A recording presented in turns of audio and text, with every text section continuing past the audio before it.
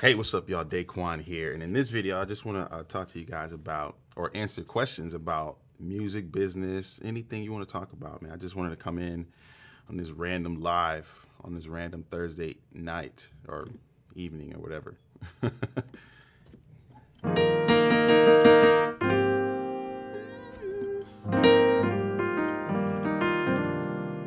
What's up, y'all? What's good?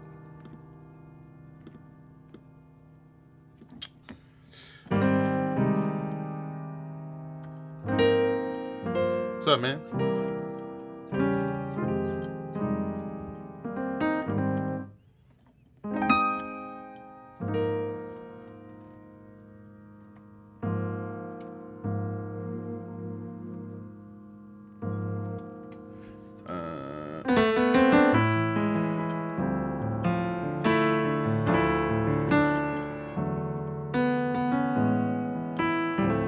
What's up, y'all?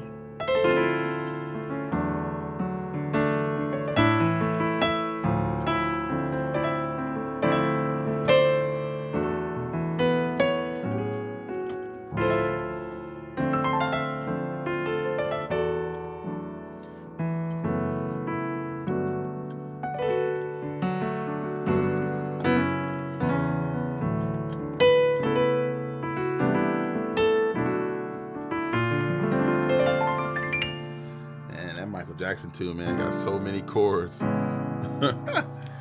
Word. One day you keep practicing, man. You'll get there. Best way to develop your left hand. So honestly, like doing the same thing you did for your right hand. You know, a lot of times, a lot of songs are built for like right hand chords, and your left hand either plays bass or nothing at all. So the best thing I would suggest you do is play. Try to mimic, the exact same thing you do in your right hand and doing your left. So like, stuff like that.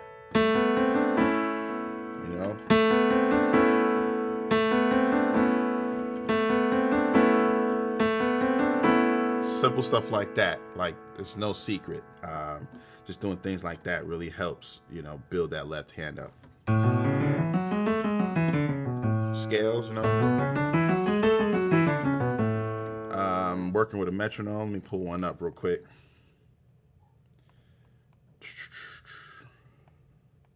I forgot where it's at. That means I ain't been using it like I should. You know what I'm saying? So. You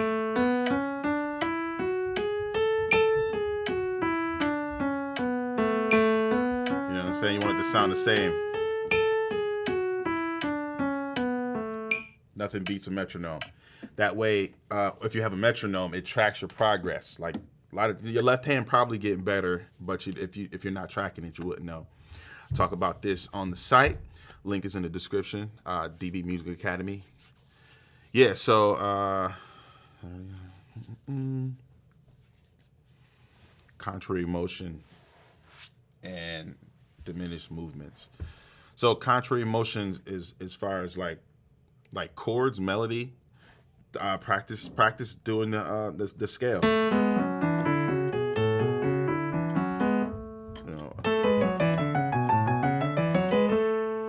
And then take it up to the next key. Oh. You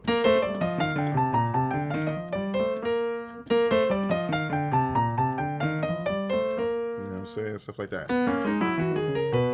Simple stuff like that, and it'll get you where you need to be. Do you use VST'S live? No, I actually, sometimes, but this piano is the Nord, from my Nord on the side over here. I'm using amber upright with the regular, equal, like on the Nord it has an equalizer. I don't have any of them on. I have the straight piano. Different ways to spice up 251 and 736. What's your skill level? Thanil?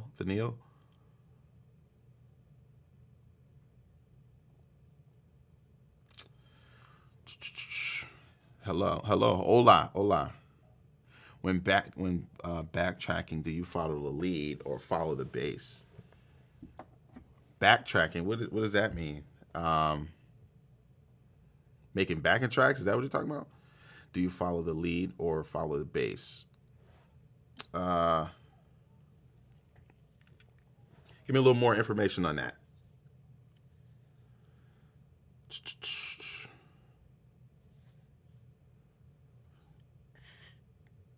CCM to gospel transition.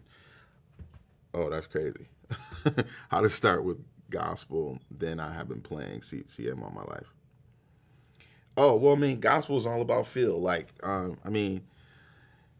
I would start with learning some like simple gospel chord progressions. I have a course on my site called Classic Gospel Movements that can help out with that. I would say if you want to play gospel, C sharp, get that key down, or D flat, E flat, A flat, F, and you pretty much can play every gospel song that's out. They use those keys. Yeah, so you can use, I'll teach you this one. We'll be in C sharp. The minor walk up. Especially if you're playing that old school gospel. So that minor 2, or that the diminished, the minor 7 flat 5 to the 1 chord over 3, minor 4, 1 over 5. Yeah. You learn that in every key, you be good. When playing backup tracks, playing synth behind a piano player.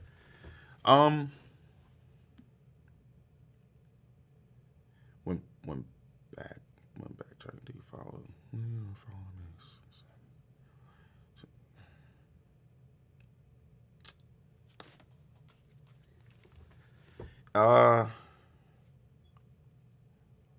Just trying to figure out the best way to answer this question. I mean, it really depends on what's prominent, as far as who I follow on the track. I guess it will be, the lead. The lead is going to always be the top, the main priority. So you don't want to like record things that's going to be in the way of that, and also the bass is the foundation, usually lays down the key and things like that. So I guess it's both, That's the best how I can answer it. Hopefully that answered your question, man. And if you give me a little more, I can even, go further on that. So how to train your ear. So your ear can only hear what's in your vocabulary. So if your ear is not where you want it to be, check your vocabulary. That's the best way I would say, just the more you learn, but the more that sticks with you, not just hearing stuff being here, the more you actually take and apply it to your plan, practice, it'll develop in your ear. So when you do hear something, you know what it is because it's a part of you. That's the ear and theory works together. It's not a separate thing. If you want to have a good ear. So like what I would do, if you got someone to practice with you as far as ear, man, you can have them play notes or things like that and try to figure out what they're playing. Simple stuff like that. If you can tell them like, okay, be in C, right? You're like, hey, just play white notes. That's the easiest way. You can turn around, have them give you C, right? And then they'll play another note and then you try to guess what it is. Stuff like that can help from a more practical stance. But just learn more and actually learn things to the point where you can put them in your bag so that you can apply in real time. And that's how you develop your ear. I've been playing for 2 years now. Okay. You're the Spice 251s person. Can you play the regular 251s? Just let me know about that, and then I'll go further on that. talk about counterpoint and inner chord movements. Yeah, that depends on where you're going. Like the inner chord movement. So like, so for a major 7 chord, I like to do this would be my major 7 voicing. And if you look right here on this F and A flat, right, I'm like, okay, I want to land there. I want that to be where I land. So I'll take this idea, right, and bring that and just make it a minor, what am I saying, chromatic. Either you can go up or go back in reverse. You know what I'm saying? You know, stuff like that. The more common one, stuff like that. It's just really about where you want to go. Like if you have on your chords, you know, you can have the root on the bottom and the melody on the top. Anything in the middle, you can kind of just add different things, but you have to figure out where you're going. So for this major 7 chord, you know, I want to do something that will get me to land on the 6, right? You know, I don't know. Yeah. Hopefully that worked, man. I felt like that was trash, but what do you do when a song is very repetitive, but you don't know loads of passing chords? Oh, Jordan, I see your name a lot, man. Nice to see you again. You got to learn how to pace yourself, you know. So like, let's do a 1-5-6-4. You know, you guys probably know that progression. The 1, C sharp or D flat, 5, A flat major, B flat, G flat. All right. So let's do that. Let's do that like 10 times. So you want to slowly build, like every time the chord comes around or whatever, try to add one little thing, you know.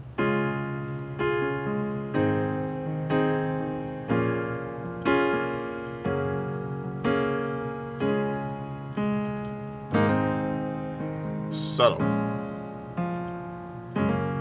right? So the second time I played the progression, I added grace notes, or flams or grace notes, whatever you want to call them. But the first time I didn't do it. It's a subtle thing that adds to the big picture. So, right?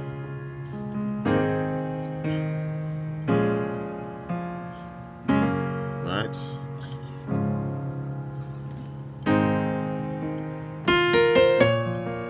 Saying little melody lines, right? Arpeggio, playing higher, so playing the same thing, like you don't even have to play anything different. So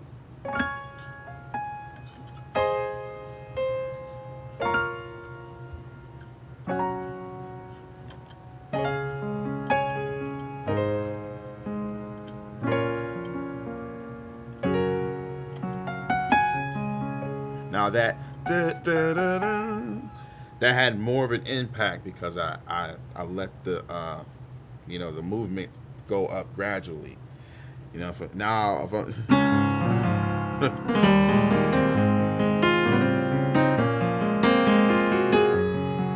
that same line get a little lost in the movement, even though it sounded all right. You know what I'm saying? So slowly add little pieces and take notes from the chord tones and how can you create melodies around that. That really adds to it. Yeah, hopefully that answered your question as quickly as possible. Enlighten us about DBAs. So if we're talking about the same thing, doing business as, that's a certificate you get, you know, from your county clerk's office in the United States. I don't know what it's like in other countries, but where you can officially operate as a business and create your own bank account and things like that. So when I got my DBA, you know, just as a musician, it cost me $31. And it's just unlimited once I create once I create the business name, and at the time it was Q Music Entertainment, and I was able to create a bank account and store my money separately, and be able to track, like when I want to get something like a car, I was able to show like, hey, here's what I make per month and things like that. I recommend all musicians, at least set yourself up a DBA. It could be your name piano or something, Daquan Bowen's piano, right? And you could be a performing musician, because a lot of times, musicians, man, we want to play, but we don't really know how to organize what we do into a business and take all the hard work. We practice it, we nice and getting paid, man. But when it's time to get something like a house or something, you don't have no way to track your information. So anyway, once you get the DBA, you get to you go to the IRS and you get yourself a IRA, an EIN number, and that's like your business social security number. So it's really good to get one of those. It's free, and it's a great way to use to give your business an identity instead of using your social security number. So like with a DBA, it's called a sole proprietor, which means you are the business. But one of the drawbacks with a DBA is if you were to get sued, they will be suing the individual, right? So that's one thing to consider when you're doing a DBA. If you get an LLC, it sues the business, right? So with a DBA, you and the business are the same thing.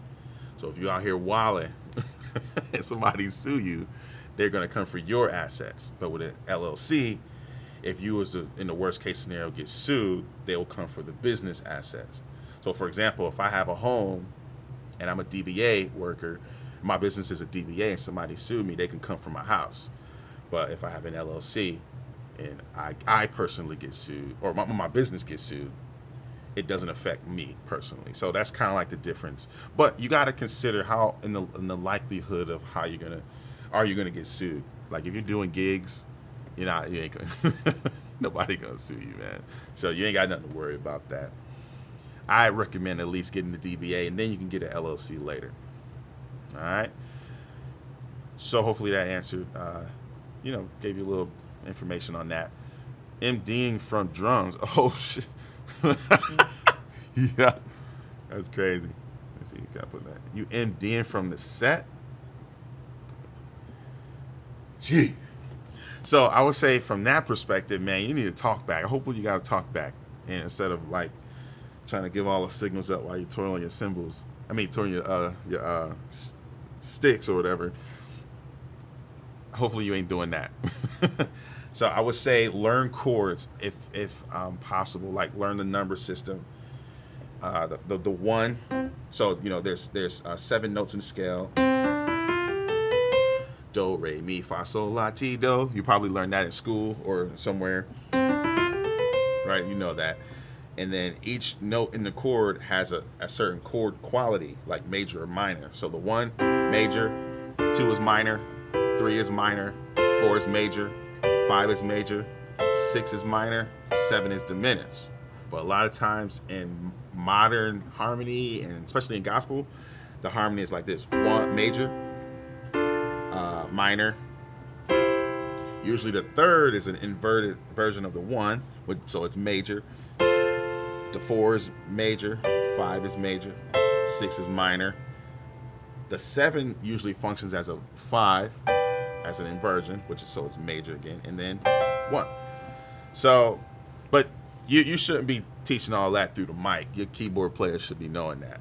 But make sure you get the number system, and if you can find a way to teach them the music or communicate. It's all about MDN is really about communication and making the process easy for your band. So any way you can do that, that's a win, and you kill it. So learn that number system, get a talk back. All right, if you got any more, let me know. Okay. Oh snap! Thank you for the super chat. Thanks. Thanks for always sharing knowledge. Let me put that on the screen. Let me see if I can do that. Oh, gotta get my technology right. Anyway, I mean, I'll fix that later. Oh my God, what am I doing? Deleting stuff. This is live, guys. Thanks for always sharing the knowledge. I haven't been on the piano in a while. Most likely have to start all over again. Oh no, it's never starting again. You might put a pause, but you still where you pick up where you left off. But when I decide to come back, I know where to go. Thanks for all you do. Thank you so much. Appreciate that.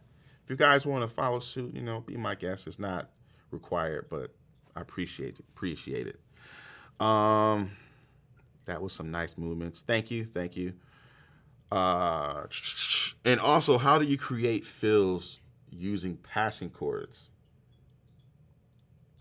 So I have a whole module on my website called the Fill Collection, where I give you little ideas and show you how to play them over chords. So that can help you out. But yeah, fills over passing chords. So that in order for you to understand that, you got to know where you're going and how passing chords function. Most passing chords, believe it or not, are the 5 of where you're going to. And there are basically 2 kinds of chords. You got major or minor. And the 5 of a major or minor chord more than likely is a dominant chord.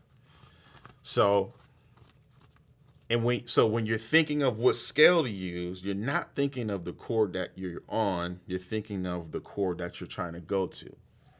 So, like, for example, man, we could be in F sharp, right? And I want to get to the 2, which is G sharp or A flat minor. What's the 5 of that? E flat dominant. Right? So instead of saying like, okay, I'm just on F sharp, no, you think on the chord that you're going to. So, you know what I'm saying? That was a little bit much, but you get it.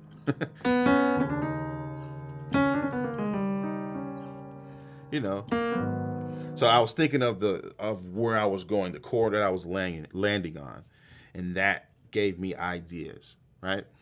So hopefully that helps. And also, blah, blah, blah, blah, blah. Yep. Hey, what's up? How you doing? How to apply tritone substitution and what chords to play over it in the right hand. How long have you been playing, Emmanuel? So, tritone sub.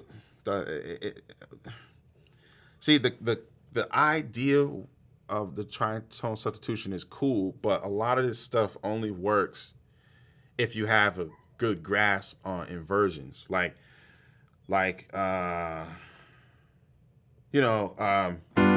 we're in C, and we just play a regular G dominant, right? G7. The tritone of a G chord is D flat. Now, if I play that same chord, you know what I'm saying? That's cool, but that's not. It don't always work like that. You gotta find like inversions to create the smoothest transition possible. Same chord.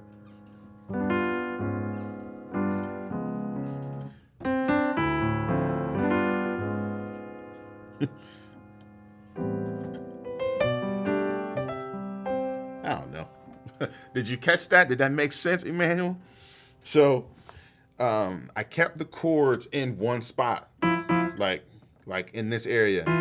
E3, I think this is, and then F4. Like I didn't, jump it. Even though jumping it is cool, that's not the most musical way, in my opinion. Even though you can make that work. All right. So what I did was a 2-5-1.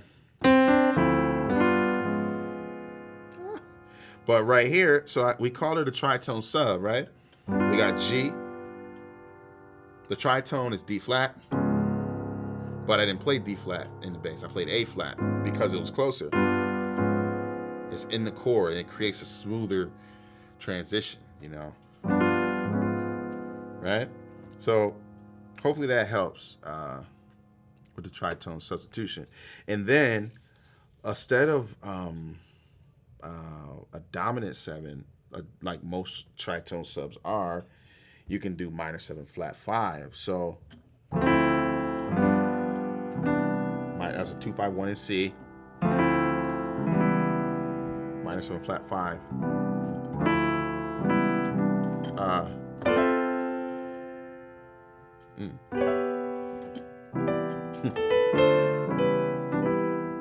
Right, or you can do that's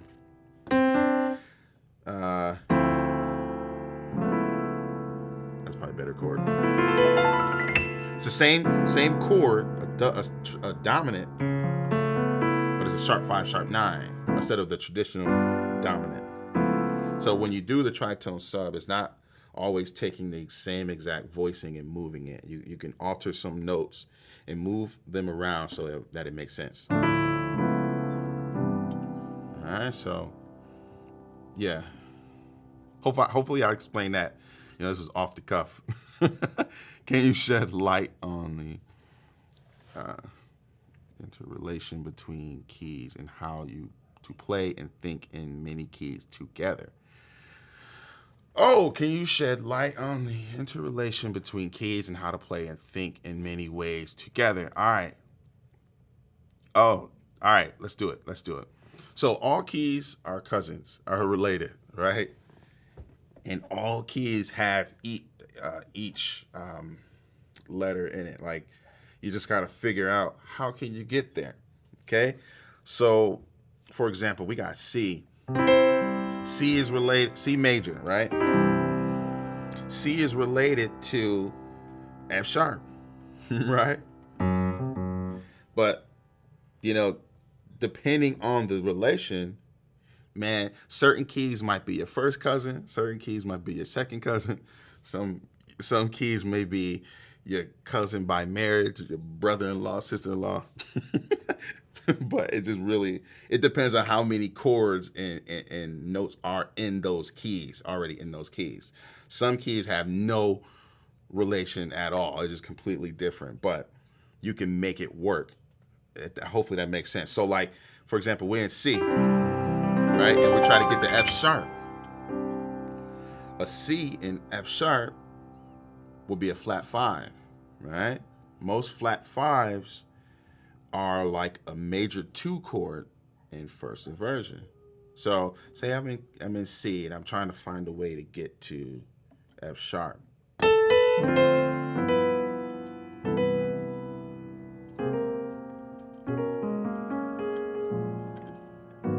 You know what I'm saying? Instead of going directly to the 1 in F sharp, I had to like find another key to get to. So instead of modulating to the 1 in F sharp, I modulated to the 4. Hopefully that makes sense. All right. So like now, say I want to get to that. Say I want to get to F sharp again from the same key. Right. Well, I'm in C. Now I'm on 5, which is G. I can change it to a chord that can get me to a note in F sharp.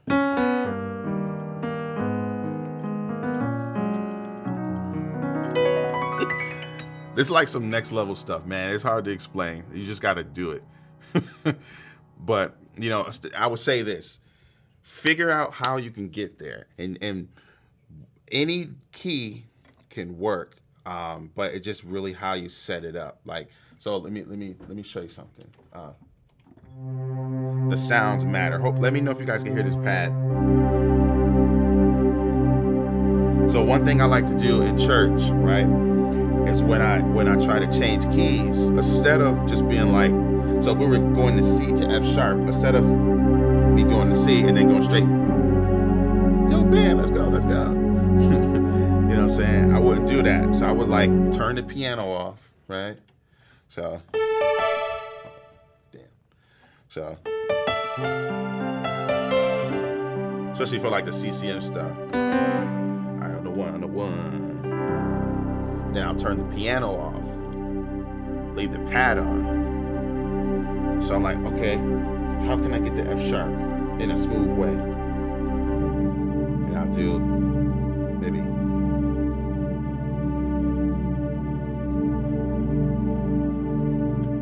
I'm in G, so I'm going to take the long route.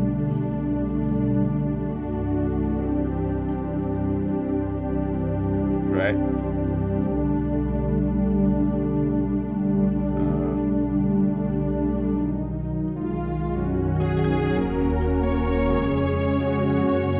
Something like that. I don't know. It's kind of hard to do when I'm thinking about it. Because that tritone is hard to modulate too. So let me see if I can do it again.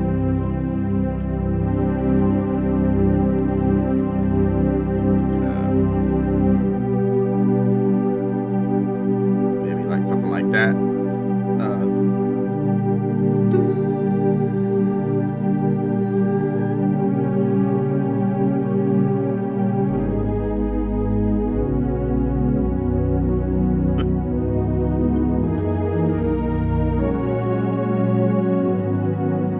know what I'm saying? Try to find a weird way to get there. But the band gotta stop playing now. Hopefully that makes sense. All right, I'm staying on here too long. Hey, glory, double blessing, yes. What do you think about the new MPC Key 61? I'm super late. Sorry. I think it's trash. I think it's a hyped up Triton. I mean, obviously I didn't play.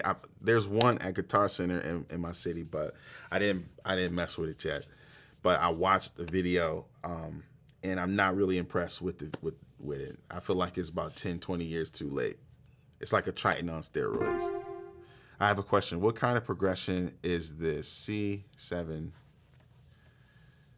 A flat. I have no idea. I don't know what the N means. How do you practice timing when you use scales and runs in songs? No, I don't.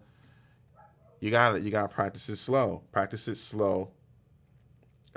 Israel, you got to practice it slow, and then you got to get it to a point where it's in your hands. Then you start playing it at tempo. All right, so it's a whole process, you know. So I'm building a 28-day ultimate practice plan on the site, where I can walk you through step by step and how to practice every day and how to structure it and break it up into a place where it's manageable so you can see results. And I think that question is, proves the importance of why people need structure in their practice. It's all about metronome though. Practice it to tempo first, up to the tempo, and then add the metronome later. All right. Hey, Nick, how do you approach aux playing when you are used to being first keys? So, great question. First of all, cancel the idea of first keys and second keys and all that. To me, there is no such thing as first keys and second keys. They're just keyboard players. You play the parts in the song, period. You want the song to sound like the record, right? And then every now and again, you sprinkle yourself into the song. But there are parts in songs that people don't play because everybody just want to play keys. Like you got string lines, like not just padding under your keys. There's actual string parts. Like get you a string sound. You know what I'm saying? Like I'm gonna go old school. There's an old school song by Hezekiah Walker called "The Battle," right? There's the string sound, the string part in the intro. Oh no, that's not it.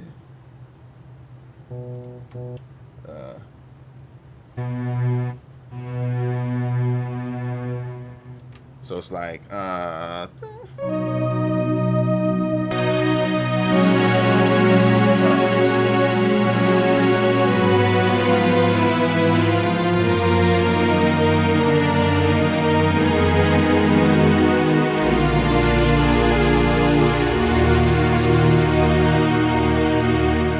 and then the band comes in with the synth stuff. Like that's a part, but people skip over that because you're like, oh, that's just that means to play that or whatever. You think aux is just noodling on your instrument and just playing random bells and whistles. No, learn parts. Learn the parts.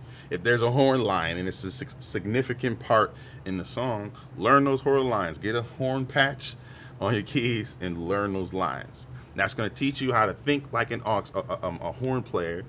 It's going to teach you how they add to the mix.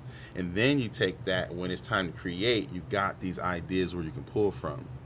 You know, yeah, so that's the best way. Because everybody use bells, everybody use strings, everybody use flute and all that. And it's just getting old. Everybody sound the same. You know, just learn the parts in the song. You know what I'm saying? Let me see if I got anything else for that. And learning lines, learning the line, like, so like the Thai tribute song.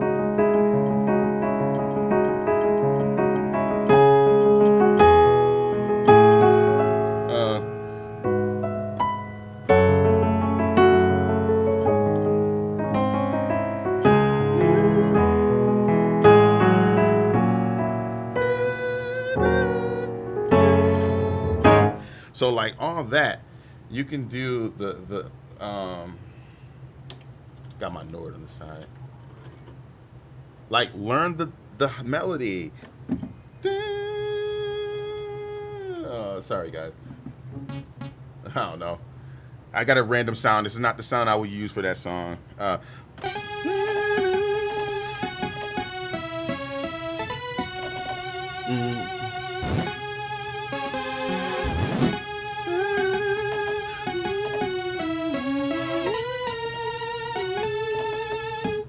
You know what I'm saying? Like, learn those lines. That might not be what they played in the song, but if there's nothing else to play, you can't go wrong with accenting those lines. You're going to get calls every time. Aux is actually the most fun and challenging part, especially in gospel. You know, like other genres like R&B, there are other parts, there are lines, not just necessarily people like playing what they felt in the moment, if that makes sense. Because like in gospel, there's a lot of noodling. No real parts, at least in my experience. Hi. Hey, Daquan. Oh, same guy, same person. What gadgets can a keys player also have in their arsenal other than sustain pedal? Like guitarists have gadgets. Hold up. Dang, where is it? So, since you asked questions about aux, oh my God. So I play a lot of synths. I have like pedals. Let me see. Pedals like delay, and I can control it just to, add to the sound. If you're doing gigs, I got them taped up, but get you some DI boxes.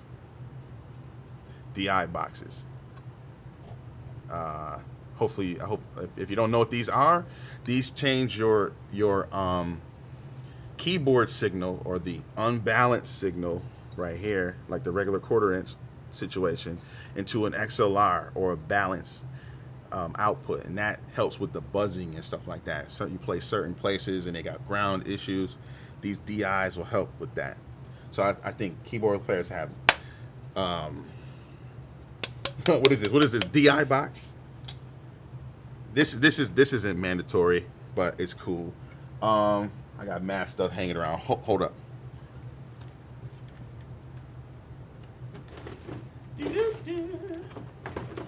You need this if you play iPhone. If you got an iPhone, hold up. Let me see if I can. Yeah, there we go. The dongle. You need to just go buy these right now. Buy like 50. Well, they cost too much, but And let me see what else. USB. Get you some USB, especially if you try and connect MIDI and stuff like that. What else? Get you an aux cable. Aux to quarter-inch. This is important right here. let me see. Get you the iRig. The iRig. I can't show it. Hold up. No, I can't show it to you. Actually. Let me see. Never mind. I got an iRig Pro 2 Duo, and it's like a MIDI interface that you can. I think you should have that because you never know when you're gonna record. And let me see what else.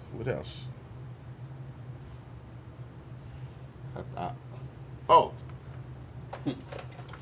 got him. Get you a power strip.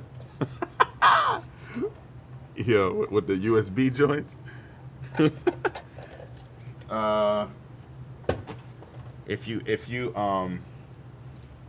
If you like plugging into a digital mixer, you're doing shows, I would suggest getting thumb drives. And be like, hey, yo, sound engineer, can we plug in this thumb drive and record the shows? And that way you get some clean audio, and you can have like a demo to like promote with, when you're trying to book gigs and stuff like that.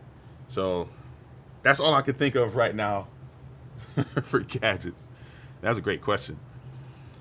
What is a cool way to change a key for a bridge with the song being R&B? I mean, sometimes don't break what's already there. If it's working, just follow the model. Everybody want to be new and create something new. Everybody ain't meant to be original and change and raise the bar. The 5 works. So you go to the 5. Crap. Let me see.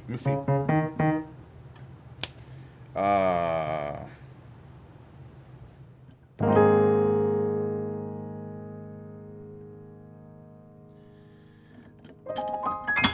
heard it wasn't R&B though, but I think it was gospel.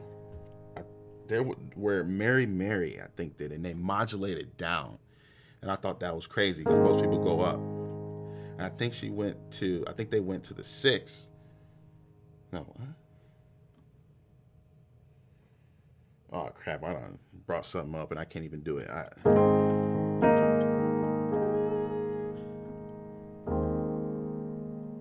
Never mind. I can't answer that question. I'm not gonna lie to you. Because what songs do you play where they like modulate? Because I really hear half step or whole step modulations. So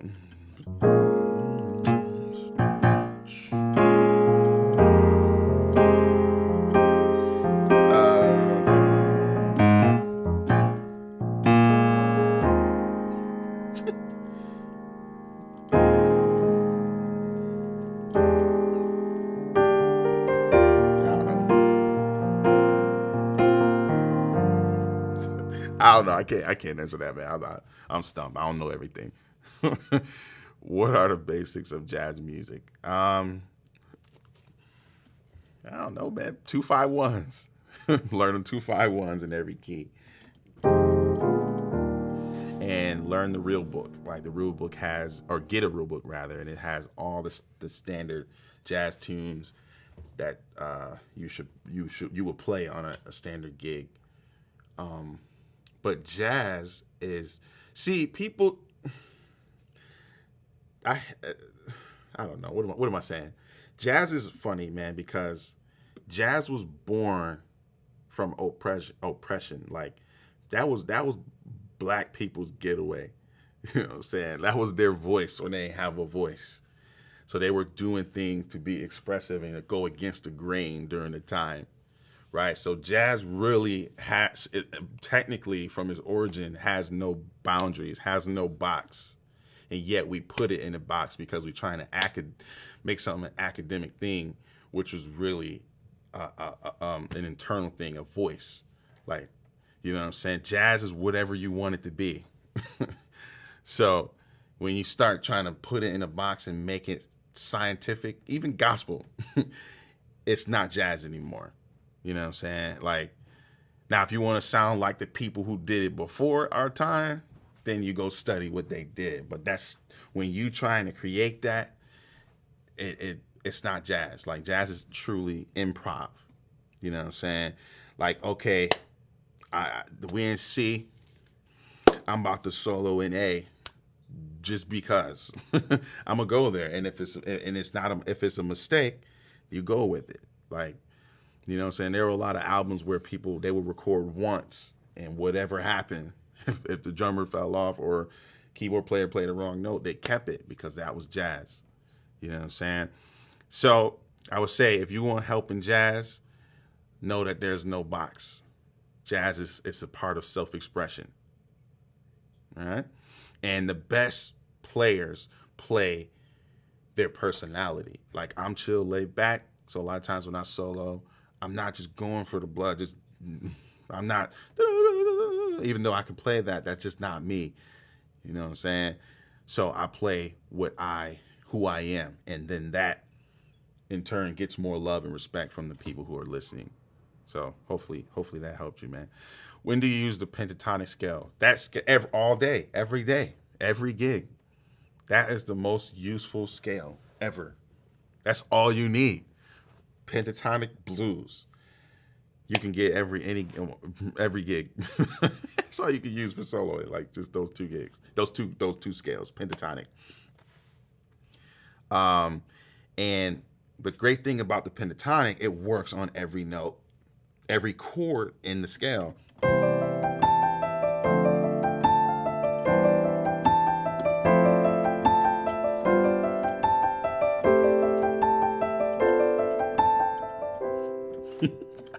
You know what I'm saying? So anywhere you can play that, whatever the key is, use those notes from the pentatonic scale, and it works over every chord progression.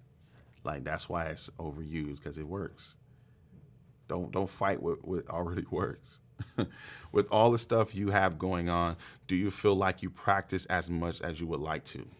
Great question, Jonathan.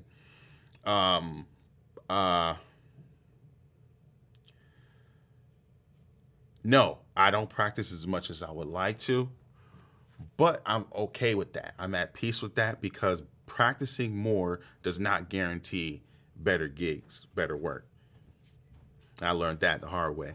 You know what I'm saying? So I stopped over practicing, because first of all, our minds only can generate so much information at a time before we go in autopilot or default mode, or where we're not paying attention. I don't care what nobody tell you. I'm a great player and I know it, but I ain't practice 8 hours a day. I ain't sit here. Nah. But I did practice away from the instrument. It was always a part of me. I listen to music. I think about, like, oh, C. I try to hum a C, and then when I get home and I hear a C, oh, I was all right. You know, stuff like that. That's practice. Practicing away from your piano. Like, there's more to the music than just technical. You know what I'm saying? When you listen to music, even though you're not actively learning it, you are learning it because you hear it so much. And then when someone be like, yo, learn September by Earth, Wind & Fire, you probably never played it before, but you know it because you listened to it. So you're still practicing. And then now the song is easier because you already have an idea of the format and things like that. You know what I'm saying? But I stopped practicing because that does not guarantee, practicing long hours. Like, I'll practice 30 minutes at most, but then once I start getting distracted and start doing stuff I already can play, that's when it's over. You're not practicing no more. So don't waste time and figure out when you're not practicing anymore. A lot of us are unaware, and we call rehearsing practicing. Like, I play this. I learned this run in like 2012. Why? Every time I play the piano, I just play it. I'm not practicing that. I'm rehearsing that.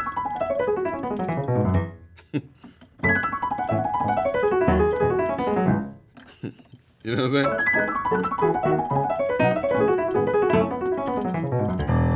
I don't even think about that no more.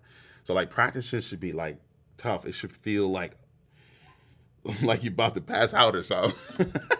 Not literally, but it should hurt. It should like figuratively hurt. Like, okay, it should strain. Like, I can't do it. But if you know what I'm saying, that's what practicing is.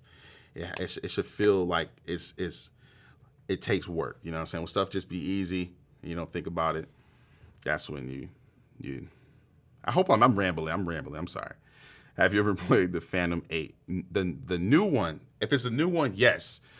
My friend who was actually on the chat, he probably left, but he has one. Oh my God, it's so dope. I haven't played the like F08, the latest one. It's the big boy. What program are you using for tones? The Nord. I'm using Nord. I have it MIDI to my Hammer M Audio Hammer. I wish I had my keyboard with me, but I'm sick in bed, man. I'm sorry to hear that. Hopefully you get well. I have Harry, man, what's good, man? Hopefully you progressing, man. I see you and hear from you in a while, man. Hopefully things are going well. I have the Roland Phantom 8, and it's like a computer was wondering. Oh, it's like a computer was wondering, do I need a program? I don't know, man. I just play the sounds on it. I don't own one. Do you play any other instruments? If so, what got you into them? Yeah, I play guitar.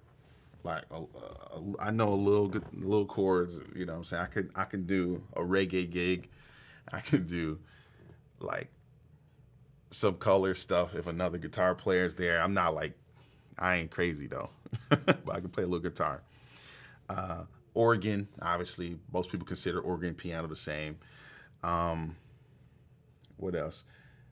I played trombone for like 4 hours. Joke was crazy. I quit the same day. So I was like, nah, trombone is difficult.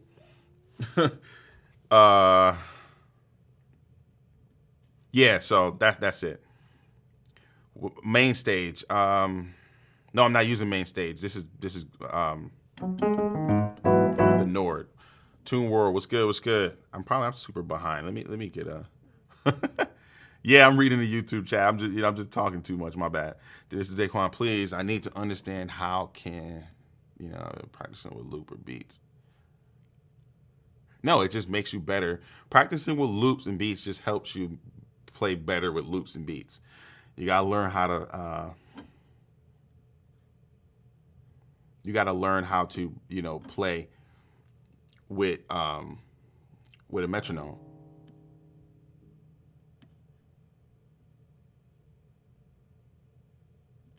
Word. Hold on, let me scoot down, bro.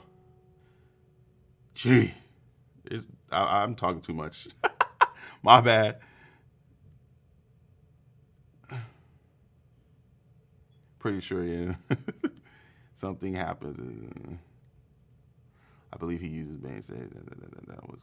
What is the circle? The circle of fifths is a diagram to help you understand the relationship between a major scale and a minor scale, and also the scales in relation to each other. So like if you play the C major chord and then you go up the circle of fifth, a fifth up, which is G, there's only one note difference. So it helps you learn the scales faster. Calling My Name, Hezekiah Walker, if you know that, that's a great song. Yeah, that's crazy. Thanks for the insight. Yeah. All right, let me. How to do music for a living. Let's go. Sorry, y'all, if I'm not getting to these questions fast enough, but be patient. So how to do music for a living. First off, it starts off with making a decision. Having that goal. What do you want to do? When I first started, I had these weird goals or unrealistic terms, like I want to play for such and such artist. You know what I'm saying? And I limited myself because that every win that I achieved was a letdown because it wasn't what my goal was. My goal was super, super specific that I couldn't acknowledge the small wins. So one day, like and when I say one day, this was like years later. I was like, instead of playing with a famous artist, I want to take care of my family doing what I love to do, which is music. So that's my mission statement. That's how I live. I want to take care of my family doing what I love to do. And now, to this day, I'm fortunate enough to be able to do that, which is a blessing. And I was also able to have moments where I played with major artists and things like that, which still filled my bucket, my initial bucket, but I allowed my long-term goal to be wider. You know what I'm saying? So starts with making the choice to do it. Say yes to gigs and things like that until you can't say no, right? Work on what separates you, right? Believe it or not, the music is not going to separate you. Your character is, right? And if you can learn songs, if you got a car, you got a cell phone, and you're reliable, you're a good hang, once you do one gig, it's just going to compound. The next person's going to call you. The music industry, no matter if you're playing in church, doing pub gigs or local gigs or major gigs, it's all about relationships. So make sure you a good hang, right? You know, everybody can, if you can learn songs on your own, you can show up to a rehearsal and play, you good. All right. So I'm going to take a couple more questions. Let me scroll up to Agnes. Hey, how you doing? From the Philippines. I want to start with playing piano as a beginner. Join the site. Join the site. All right. The link is in the description. Benefit to going to a music school. You build connections and you get a degree. If you want to teach in a formal setting, music school is great. If you just want to perform, you don't really need school for that, to be honest. Any ideas of chromatic movements resolving to the one?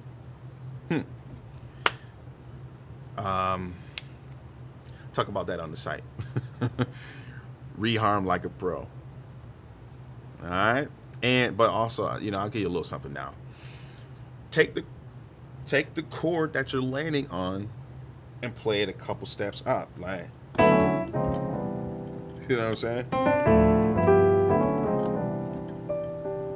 That major 9, a couple steps up and move it down. That's it. Start there. All right? Because it's really not about what you play, it's how you add it to what you're doing, right? The placement, all right? And a lot of the simple stuff would be actually fire. All right, so please, sir, in your opinion, what's the best way to develop your technique step by step, and does hand in help? So here's why musicians fail. A lot of musicians are stuck where you are. You think step by step is how you grow. I know a lot of people promote that, market that, step by step learning. That's not how all the greats you listen to, you watch, you study, learn. All right? You learn something that's way before your skill level. You don't even know what you're doing. You play that, right? Then you go 10 steps back, and then you learn inversions. Then you go 40 steps up and you learn drop twos before you even can play a major scale. Then you go back to level 1, and then you play the major scale. And then all of a sudden, once you get the major scale, all of that stuff you learn later makes sense. And then now it shoots you to level 60. That's how it's a push and pull, man. The way you learn step by step is just to learn stuff. Play your instrument. You get nicer by playing your instrument, period. It ain't study and drop twos all day. It ain't like, I don't know, passing chords this, passing chords that. Just learn music, learn songs, learn music, be around people that's like you and where you want to go. That's how you get better. Environment. That's what the website brings. An environment, community, right? That's how I grew. You know, I had my dad around me to teach me, my uncles, my brother, pro musicians at my church. I'm talking 9 years old, and all of it, even now, 33. You know what I'm saying? I'm always around people that puts me in check. Don't give me a chance to think with my own mind. That's how you grow, right? You know what I'm saying? Because If you left by yourself, you can quit when you want to quit. It's like working out, going to the gym. When you go in the gym with a partner, you gonna do all 100 of them push-ups. You going by yourself, you ain't gonna do it. You know what I'm saying? You're gonna quit. So handing helps, things like that, but you gotta play your instrument. There's 3 basic things that I follow. Like learn things in every key, learn it in both hands, and then compound what you learn. Right? If you do that, you'll learn a lot of the stuff you're looking for, like hand independence and stuff like that. Is if you learn songs, learn stuff, play. All right, period. All right, hopefully that helps. How can? Oh yeah, Let me see if I can go up some. A lot of these I have already. Yes, I do have perfect pitch. Yes.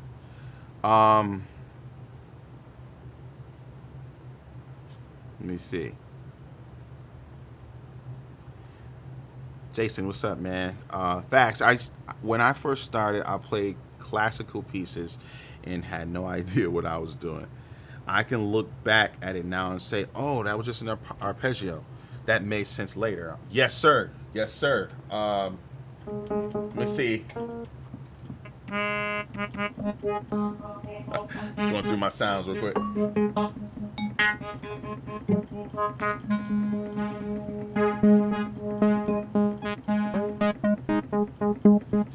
Man, I can't find it. The one thing about this Nord is it's terrible with like picking sounds, man. Like they need a better way of going through your sounds. So my first song, I think I say it all the time on the channel, was No Scrubs by TLC.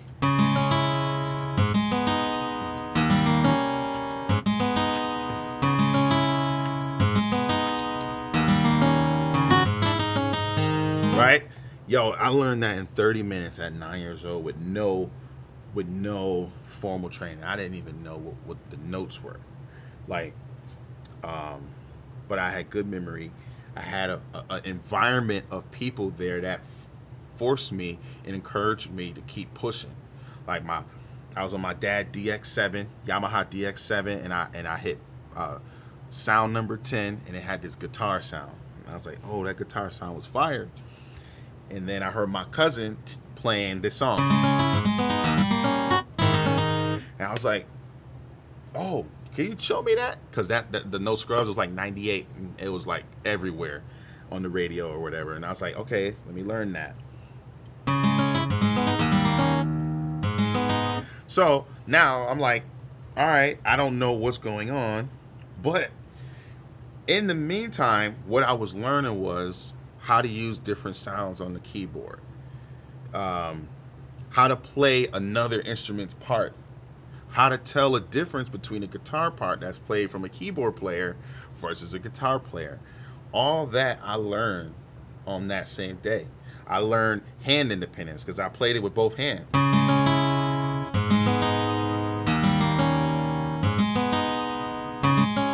Right? Right? I learned how to play different rhythms. I learned rhythm, things like that. I learned how to speak music. You know what I'm saying? So I learned all that stuff in the midst. So just playing your instrument is really the best way to learn and build.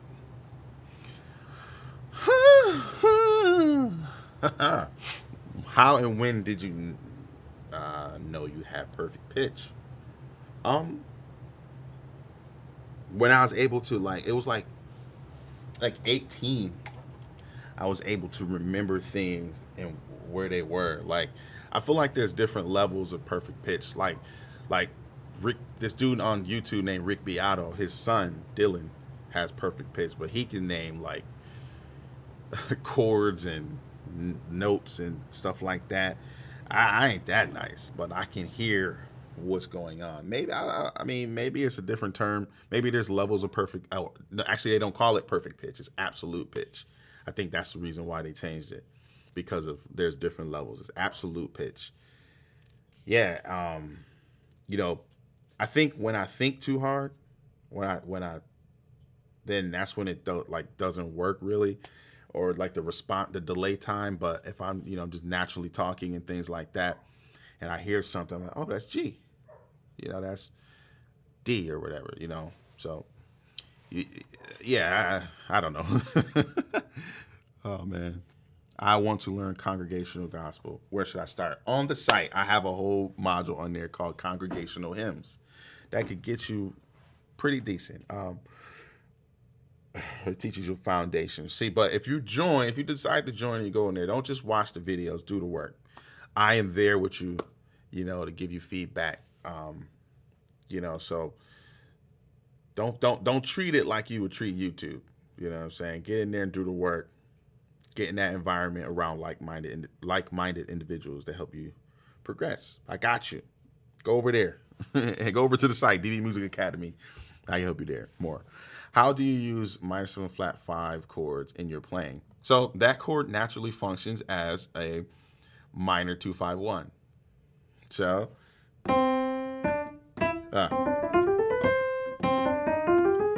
right?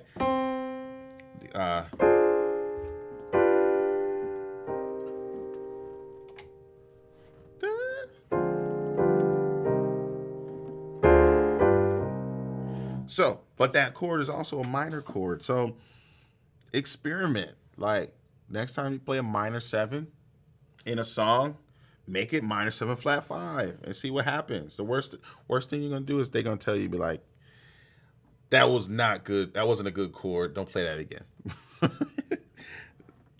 12 a.m. UK. Yo, thank you for staying up. You don't gotta be awake. You could go to sleep, but you're choosing to be awake. I appreciate that.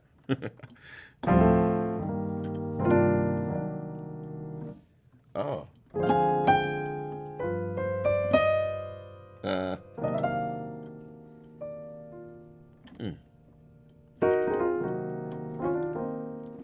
Yeah, the great way of developing your own sound is doing things that that people like, going against the grain. Just go against the grain. Most people will play a major chord, you play a minor and do it on purpose.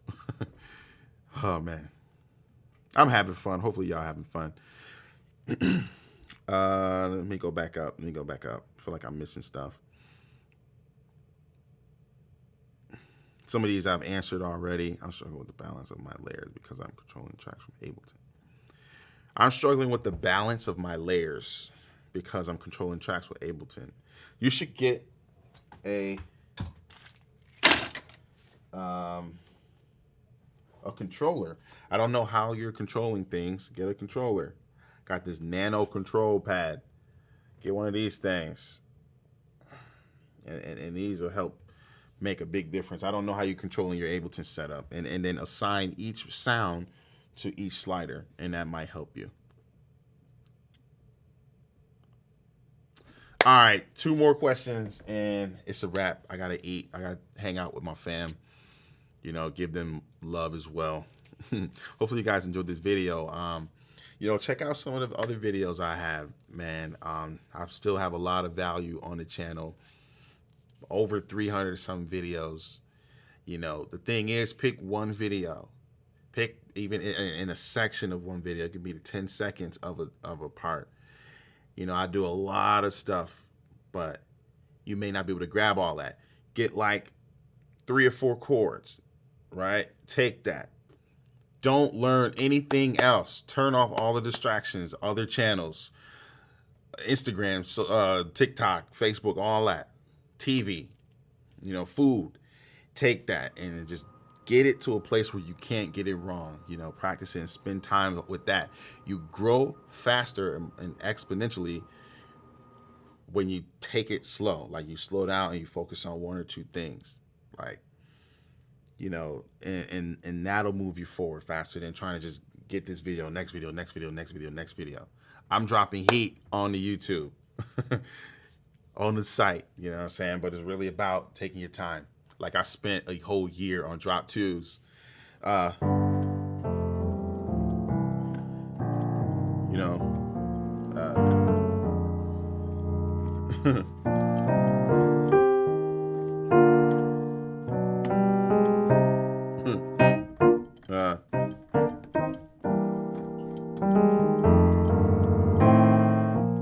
what I'm saying? Practicing drop twos in my left hand to get them nice and get them to a point where I can go. And once I learned them drop twos, them 10th voicings, my playing like went straight up. Yeah, how do you reharmonize songs and apply your solos?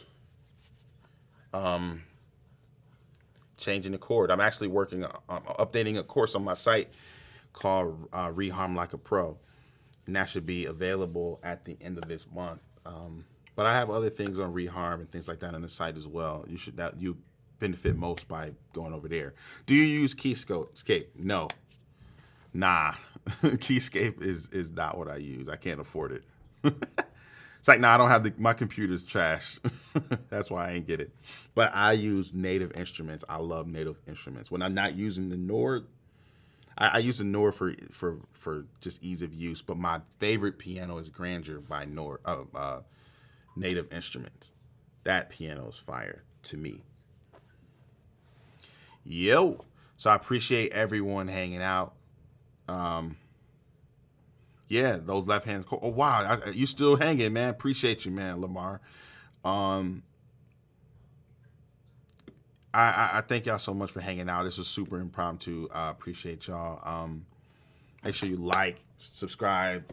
If you're new, if you guys are part of the crew, man, thank you. Thank you so much for supporting the channel.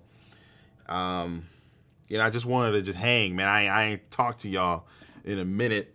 Life is happening, man. Like, especially after COVID, man. Like, I just got busy. It's like COVID never happened, man.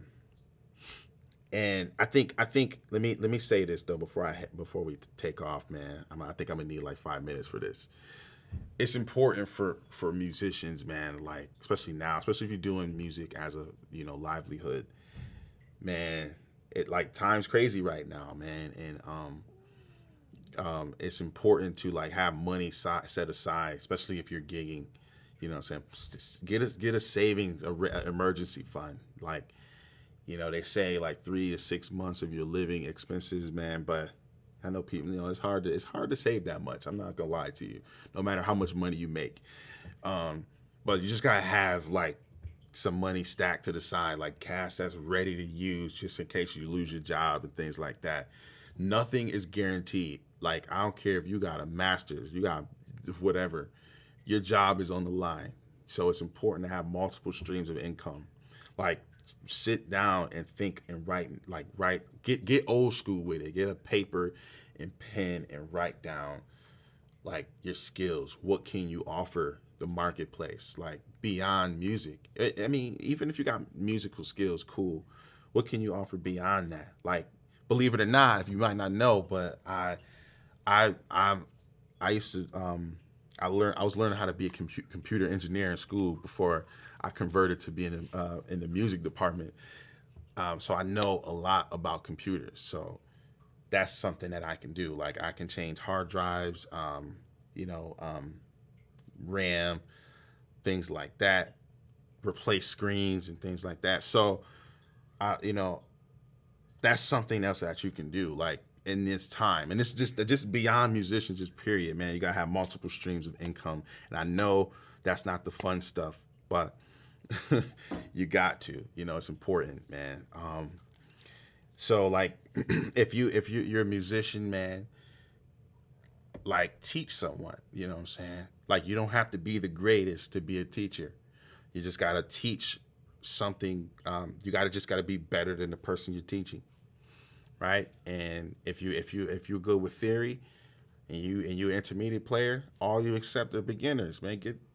Everybody want to play, man, instrument. Just get some bread, man. Build yourself up, man, and start turning your skill sets that you're learning into income. Because also, I know a lot of people are torn, like, I don't want to get paid doing without, playing piano. I just want to do it for the Lord, or doing it, just doing it for a hobby. You're not going to be willing to invest in yourself, or you're not going to be willing to do the work if there's no monetary benefit in the long run. You know what I'm saying? Everything we invest our time or money in is to gain some type of resource later. what's the point of learning all these chords if you're not gonna monetize it? You know what I'm saying? Now, do you have to monetize it by playing in church? No. There's so many ways you can monetize playing keys, being a musician, a gospel musician, or a musician in general, without sacrificing, like, okay, you know what I'm saying? Do things that you are comfortable with doing is what I'm trying to say. So hopefully that blessed you guys. Hopefully that helped you guys. I appreciate you all hanging with me. Make sure, you take one thing from this video, this live, and apply it to your life, man. One of my favorite quotes used to be, knowledge is power, but I don't like that no more because it's not true. I changed it, and its application is power. You know what I'm saying? You got to put in the work. Knowledge is cool, but it's only in your mind. You got to put it into action. Most of you guys are already where you need to be. You just got to start going out there and putting yourself out there. Start playing. Start doing things. Start stepping out of your comfort zone. Start doing stuff. And that's when you learn. A lot of this stuff is in the game training. All right, so thank you guys. Peace. Thank you all for the super chats. Agnes, I see you. Take care. All right, see you guys. Have a great night.